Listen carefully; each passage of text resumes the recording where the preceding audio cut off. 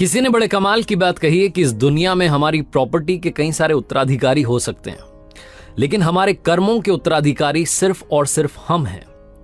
नमस्ते दोस्तों, मेरा नाम है आरजे कार्तिक। आपके लिए एक छोटी सी कहानी, एक ऐसे बाबा जी की जो अपने आश्रम से निकले थे शहर में भिक्षा मांगने के लिए कि चलो आज का गुजारा तो हो जाएगा।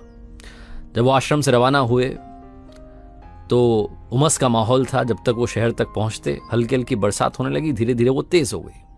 उस तेज बारिश से भी बाबा जी को कोई फर्क नहीं पड़ रहा था। वो भीगते चले जा रहे थे, ऊपर वाले का नाम लेते चले जा रहे थे कि वाह क्या माहौल बना दिया है। वो शहर के चौराहे पर पहुंचे तो देखा कि कॉर्नर पर एक हलवाई की दुकान थी जो गरम गरम जलेबियां निकाल रहा था। बाबा जी के मुंह में पानी आ गया। उन्हें लगा कि अब तो ये खानी है, लेकिन वो हिम्मत नहीं हो रही थी कि जाकर के कैसे सीधा भिक्षा मांग ले। हलवाई ने देखा कि बाबा जी दूर खड़े हैं, भूखे लग रहे हैं, लगता है कि उन्हें काफी देर से उनको कुछ मिला नहीं है। तो उसने आवाज देकर के बुलाया कि बाबा जी आइए, नाश्ता कीजिए, प्रसादी पाइए। गरम गरम जलेबियां एक प्लेट में गरम समोसे लेकर के उसने बाबा जी के सामने रख दिए।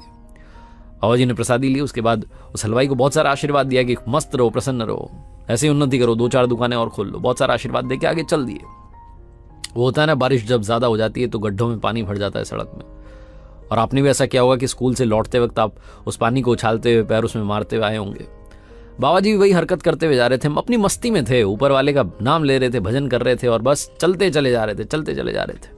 वो पानी उछालते जा रहे थे, इस बात से बेफिक्र थे कि और भी लोग वहां चल रहे हैं।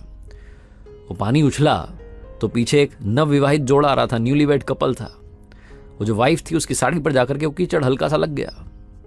जो उसका हस्बैंड था वो बड़ा गुस्से में आ गया। उसने कहा मेरी पत्नी के कपड़े खराब कर दिए। इस बाबा ने दौड़ करके आगे बढ़ा और बाबा जी से उलझ गया, बहस करने लगा, उनको एक के बाद एक अपशब्द कहने लगा, गालियां निकालने लगा। उसकी वाइफ आई दौड़ करके कि अरे मत करो ना प्लीज, छोड़ो ये सब बात, अब इग्नोर मारो, ठीक हो जाएगी, साड़ी धो लेंगे, कोई टेंशन नहीं, नई साड़ी ले लेंगे। वो काफी कुछ समझा रही थी लेकिन वो कन्विंस नहीं हो रहा था। वो लड़का गुस्से में, उसका गुस्सा बढ़ता जा रहा था। वाइफ भी पीछे हट गई। गुस्से गुस्से में उस लड़के ने, उस पति ने बाबा जी को एक थप्पड़ रसीद कर दी, जोर का थप्पड़ मारा। बाबा जी धड़ाम से जमीन पर गिर गए। जमीन पर गिरे तो आसमान की तरफ देख करके बोले कि वाह ऊपर वाले, क्या माया है। कभी गरम समोसे, कभी गरम जलेबी और कभी गरम गरम थप्पड़, आपकी माया आप ही जाने। ये बोल करके फिर से उठ खड़े हुए और चलने लगे। ये न्यूली वेड कपल भी आगे आगे जा रहा था अपने घर के लिए। लड़का कहता जा रहा था कैसे लोग हैं ये, वो बड़बड़ाता जा रहा था और स्पीड में अपने घर की तरफ बढ़ गए। पहुंच गए घर पर। ये जो कपल था, पति पत्नी, उनका घर थोड़ा सा हाइट पर था, सीढ़ियां चढ़ के जाना था। वो बरसात हुई थी तो सीढ़ियां गीली थी।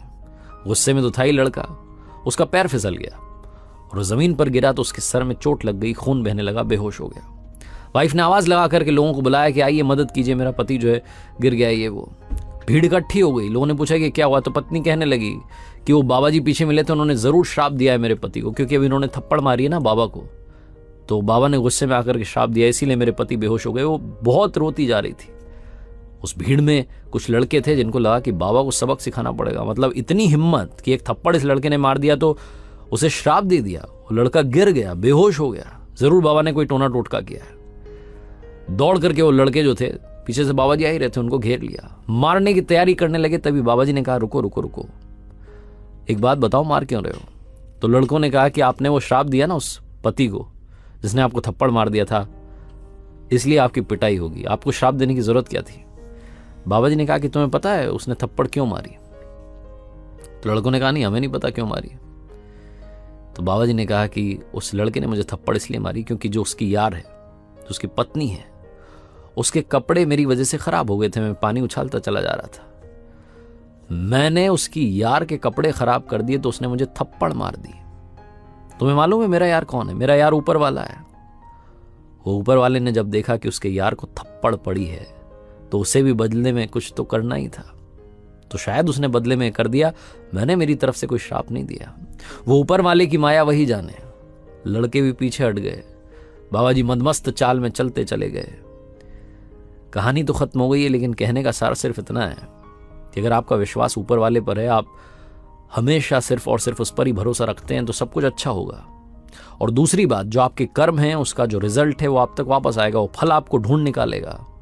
इसीलिए मैंने शुरुआत में कहा कि आपकी प्रॉपर्टी के बहुत सारे उत्तराधिकारी हो सकते हैं, वारिस हो सकते हैं, लेकिन आपके कर्म के सिर्फ और सिर्फ आप वारिस हैं। कुछ उल्टा किया है तो उल्टा भुगतना पड़ेगा। एक बार फिर से आपसे बस ये कहना चाहता हूं, ऊपर वाले के आशीर्वाद के साथ, अपनी फैमिली के प्यार के साथ और अपनी सच्ची मेहनत के साथ कर दिखाओ कुछ ऐसा कि दुनिया करना चाहे आपके जैसा। याद रखिए, हर सोमवार सुबह 9:30 बजे मेरे साथ देखिए एक नई कहानी।